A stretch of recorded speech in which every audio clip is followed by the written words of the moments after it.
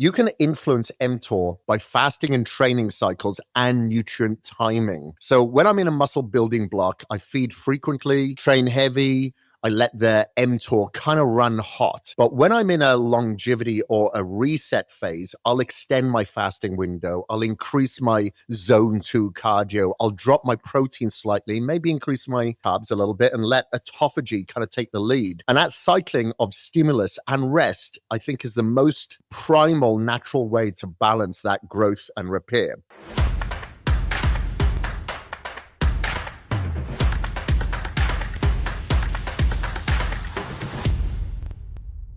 Hello, everybody, and welcome to another episode of the Kris Gethin podcast. Today's episode is all going to be about the illegal medications that I'm taking for anti-aging purposes. But I'm also going to give you the natural alternative should you not be able to get a prescription or get them otherwise. So these are some kind of modalities that I've been taking for quite a number of years, and are quite well known within like anti-aging and biohacking space. Not so much in the mainstream media, not so much like in the bodybuilding realm. Well, some of them are actually a little bit. I know a couple of people like Hanny Rambod, the trainer of people like Phil Heath and Jay Cutler and Doubt Lungsford, has suggested a couple of these medications, maybe one of them, but not all of them. So we're going to take a deep dive into some of these products and medications that I've accumulated over the years. But like I said, I'm going to give you the natural alternative as well. So the one that I'm going to start with is rapamycin, which is like a natural mTOR modulation ingredient. So for those of you watching the video, you'll see I've actually got a paraxanthine tub here with R written all over it, because I remember when I got these overseas, I actually got rid of all the boxes and all the little strips that they were in, and I actually put them in a tub like this, so you can actually see, if you're watching here, that's what the pill looks like. So I put R all over the paraxanthine because I definitely did not want to take this pre-workout, and I'll explain why. So when people hear me say like rapamycin, they usually give me the look and one that says, wait, are you talking about some crazy experimental drug? No, I'm talking about one of the most researched compounds in longevity science right now. But like most things that actually work, it has been sensationalized, misunderstood, and usually talked about by people who have never looked at a single data point. They just assume there are accusations and comment on your socials and talk all kind of crap. But rapamycin isn't some kind of underground secret. It's an FDA-approved medication used clinically in organ transplant and cancer settings because of how it modulates the pathway called mTOR, or the mechanistic target of rapamycin. So think of mTOR as your body's growth switch. When it's on, you build muscle, you build tissue, you build the energy. And when it's off for short periods, you repair, you recycle, you clean up damaged cells, autophagy. Yeah. And longevity isn't about keeping that switch on or keeping that switch off. It's about cycling it intelligently. And mTOR, the main branch that we care about, responds to amino acids, insulin, growth signals. It tells your body resources are here, let's grow. And that's great when you're training hard and you're fueling recovery. But if that signal never quietens down and you get a constant anabolic stress, then cells stop performing autophagy, which is the cellular housekeeping that clears out damaged mitochondria and protein. So without that cleanup, you age faster, inflammation climbs, and repair quality drops. So rapamycin temporarily kind of dials in the mTOR down so those cleanup crews can do their job. In animal and human data, this is early human data, that's linked to improved metabolic health and reduce cancer incidence, and then longer lifespan in certain models. Hence why it's quite common in the biohacking world to get biohackers using this. And the key is timing that dosage under medical supervision, but never chronic suppression. You know, I'm not here to tell you, go hunt for a prescription. I'm here to make you understand the mechanism of rapamycin. And here's the lifestyle version I'll give you before I give you a natural version in a supplemental format. You can influence mTOR by fasting and training cycles and nutrient timing. Okay. So when I'm in a muscle building block, I feed frequently, I train heavy, I let the mTOR kind of run hot. But when I'm in a longevity or a reset phase, I'll extend my fasting window. I'll increase my zone 2 cardio. I'll drop my protein slightly, maybe increase my carbs a little bit and let autophagy kind of take the lead. And that cycling of stimulus and rest, I think, is the most primal, natural way to balance that growth and repair. But let's talk about the natural compounds that support this same pathway.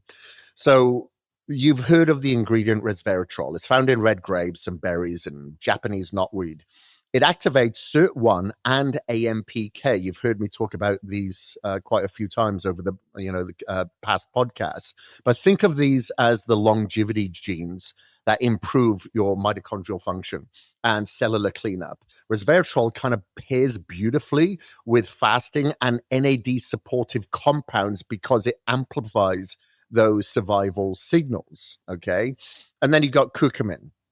It's the golden compound from turmeric. It suppresses inflammatory pathways that get overexpressed with aging and chronic stress. And by dampening that inflammation, you reduce the oxidative damage that indirectly supports autophagy. So it's one of the best daily anti-inflammatory tools for like joint and for gut and brain and longevity. And then spermidine. So spermidine is in quite a few of the supplements that I stack with.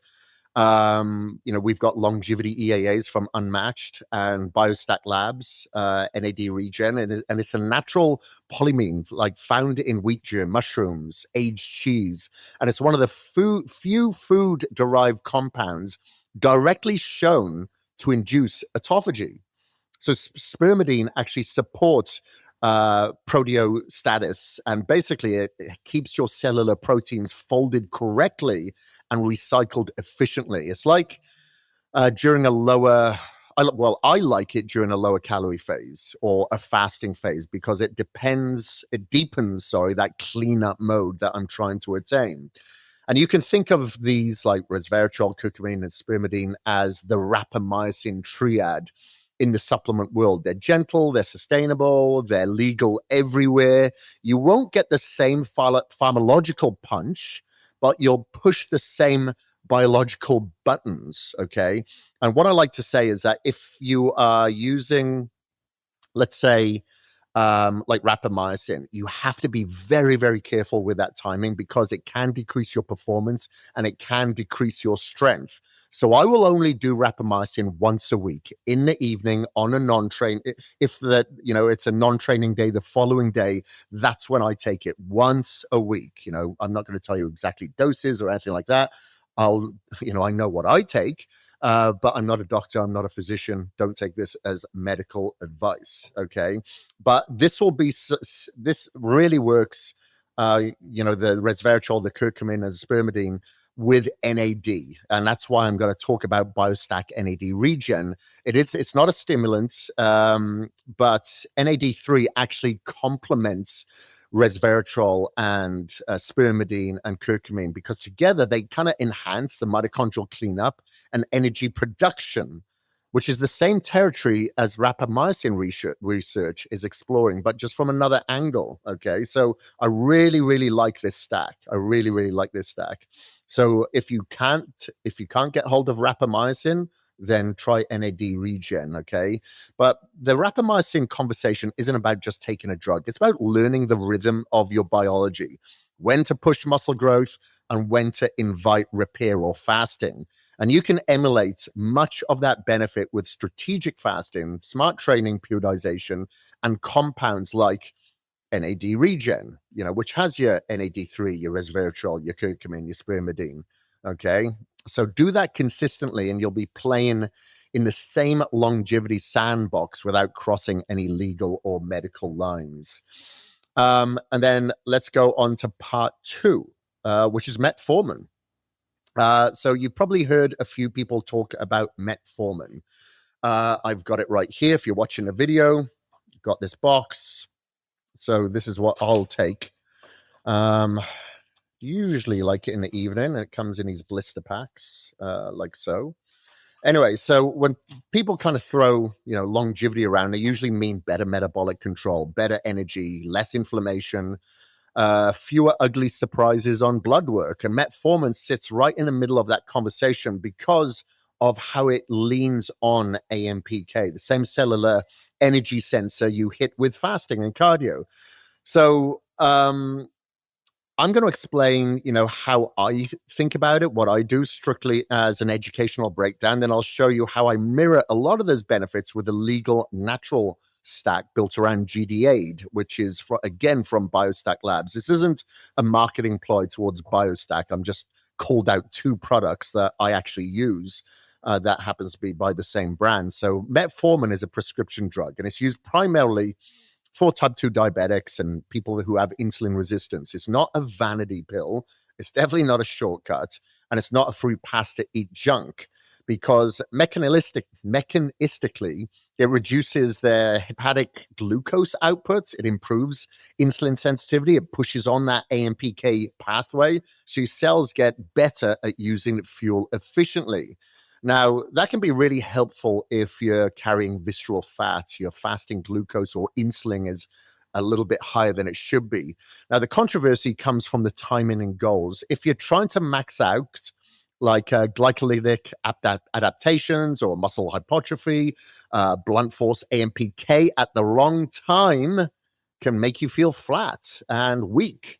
Now, the education here is simple. Know why you'd consider an AMPK lever and time it so it helps your mission in building muscle and not fighting against it.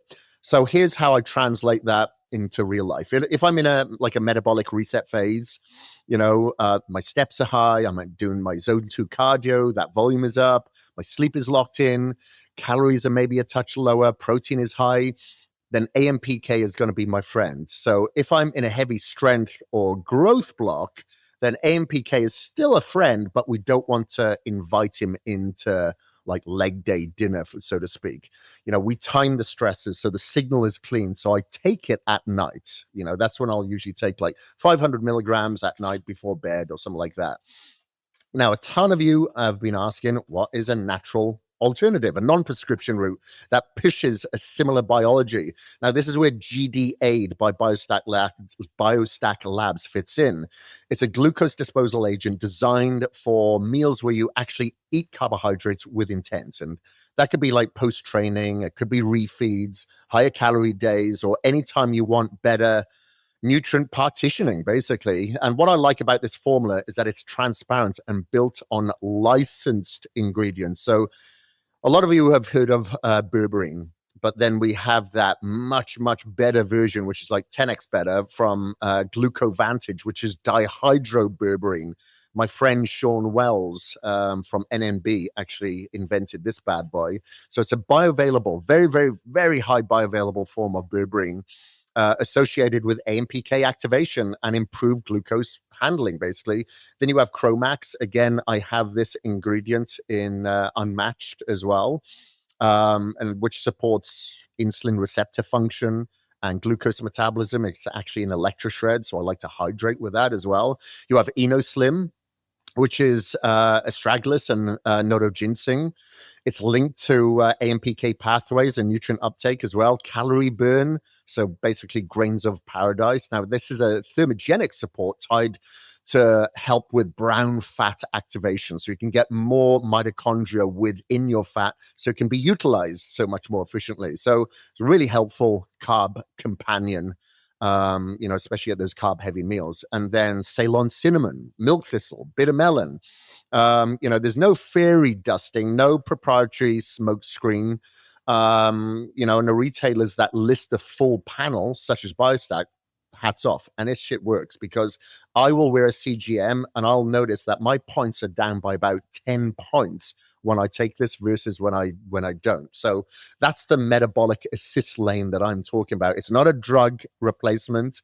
It's a mealtime support for people who actually train and want the carbs to hit the muscle, not the fat cells. Okay. So I will take this like sometimes pre-workout if I have a lot of carbs in that pre-workout meal. Or like I have carbs in my post-workout, I'll have it then, because if you've just trained hard, your GLUT4 is primed, your muscle is insulin sensitive, and you're about to refeed. So that's where GD8 really, really shines. So it helps partition those nutrients towards muscle and away from fat. So you still need to have quality carbs like white rice, potatoes, Vitago, rolled oats, fruit like paired with lean protein. But the point is to amplify those carbs. And then, strategic refeeds like during a cut. If you're dieting periodically, increasing the carbs will help your thyroid and training output remain healthy. So GD8 will really help that and use that fuel instead of hoarding it. So you can monitor your waist, your pumps, your recovery, your sleep. If all that goes up and your morning visual checks stay tight, you're kind of on track. So let me see. That would bring us, I guess, to the end of that part. But let's go on to part 3. And I've got it right here. Here's my trusty packet here. Now, this is called colostramine. Okay, so this is like a natural binding strategy that I employ. So when people think detox, they think green juices, sweating in a sauna, which is surface level, but the real detox happens through your liver, your bile, and your gut. Now, when those 3 are flowing properly, you clear out cholesterol metabolites, hormones, environmental junk, molds, heavy metal contaminants. So when these organs are sluggish, everything backs up. You feel foggy, inflamed, puffy, tired, lethargic, no enthusiasm.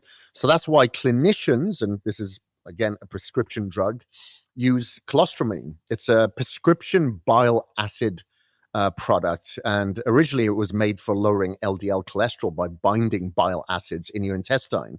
Now, your liver then has to pull cholesterol out of the circulation to make new bile. But it's also been studied and used in environmental medicine as a binder for toxins that ride through the bile. So think of certain mold metabolites, your pesticides, herbicides, glyphosate, fat-soluble pollutants, heavy metals, etc. Now, I'm not telling you to go out and grab a prescription for this stuff. The key lesson here is why bile binding even matters. Now, your liver packages toxins into bile. That bile empties into your small intestine. And if you have sluggish digestion or constipation, that bile and its load has to be reabsorbed instead of eliminated. So colostramine kind of works by interrupting that recycling loop, and it binds the bile. So it leaves the body through the stool, or if you're sweating in a sauna, I usually take it about 30 minutes with my niacinamide before I get into the sauna. And it's simple chemistry. It's powerful when done correctly. But the only problem is that it can also grab fat-soluble vitamins like vitamin A, vitamin D, vitamin E, vitamin K, and medications, which is why it's strictly a physician-guided tool. You need spacing, you need a lot of hydration, and you need follow-up labs. So I wouldn't do this all the time. I would maybe do it when I've come back from travel, if I've been in a city for a duration of time, if I feel like I'm getting a bit clogged up, that's when I'll use it, okay? Then we've got some natural alternatives that everyone can understand. First of all, we've got activated charcoal. I've got that right in front of me. Here we go. Now, that's a pure carbon with a massive surface area. So again, it binds gases and a broad range of organic compounds in the digestive tract. So when would you consider that? Again, I would only do that every now and again, the occasional digestive upset after, like food or travel. And as part of a supervised detox where timing and spacing are planned, because you do want to space it as well away from meals or supplements or medication. Take it with plenty of water and never daily or for long periods, because it can bind a lot of those valuable vitamins and minerals. So not only are you collating out the bad stuff, you're collating out the good stuff. Now, what I do like on the daily is chlorella. That's that little green algae that is loaded with chlorophyll, minerals, and a peptide structure that lets it bind to certain metals and chemicals. So it's more gentle and it's nutrient rich to support elimination as well. So you can use it regularly, and it does provide magnesium, zinc, and B vitamins, which definitely support the liver phase 2 detox enzymes anyway. So it does complement sauna work. So I like to take about 30 minutes before my sauna, and clean nutrition. Okay. So that's that. Now I'm going to give you a bonus section now, because this is all about what I do for skin regeneration and topical like longevity. So anyway, the skin is the biggest organ in your body and the easiest place to see biological aging. You look at someone, they're like, God, you look haggard, you look weathered, you look tired. But you've probably or may have heard about the buzz about Wharton jelly's exosomes. Okay, they basically come from the umbilical matrix, the same tissue that cushions and nourishes a baby's blood supply. Now, scientists have isolated the exosomes, which are these tiny extracellular like vesicles packed with growth factors, mRNA, and microsignaling proteins that talk kind of directly with the fibroblasts, the keratinocytes, and the immune cells. And when I apply exosomes, so I'm going to show you exactly what I've got here. I've just got it straight out of the fridge because it has to be kept cool. So here, there's one that has not been mixed. They are life-sized. Okay, so I'll add a little bit of water to these. Okay, and I've got my water right there. Okay, so what I do is apply these exosomes to the skin that's been pre-treated, so like microneedling. So you'll see people that have like a derma roller or a derma stamp or microneedling when you go to a clinic. So I use like a stamp. I'm not adding new cells. They're kind of delivering cell to cell messages. And those messages tell local cells to calm the inflammation, reorganize collagen, and produce a much stronger extracellular matrix. Now, that's why in like clinical environments, exosome therapy after controlled, say, micro injury can shorten the downtime and improve tone and elasticity to your skin. Now, again, this is something that's usually happening under medical protocols with sterile preparation and professional dosing and oversight. But I'm actually doing this at home. Don't ask me how I've got these, but I've got them. And like I said, once every couple of weeks or so, I'll like derma roll and add this topically and just kind of leave it there for like 5 minutes or so. And then I'll add like hydrochloric acid to help with hydration following. But for people who are listening and can't access that level of treatment, the question is, what legal at-home research-backed way can send a similar signal? So for those of you, again, that are watching, here we are. This is my alternative that I've got as a natural, but I still use this as well every other day, other than a day on the weekends that I'm using the exosomes. So it's basically GHKCU, which I've got here. So this is from my Vital C. My guy, Kris over at my Vital C formulated this stuff, which is absolutely phenomenal. And then here you have what is called the ESS60. Now, I actually supplement this as well in my coffee. I also take it first in the evening as well, just by itself. I use it as with olive oil as this carrier oil and MCT as the carrier oil in my coffee.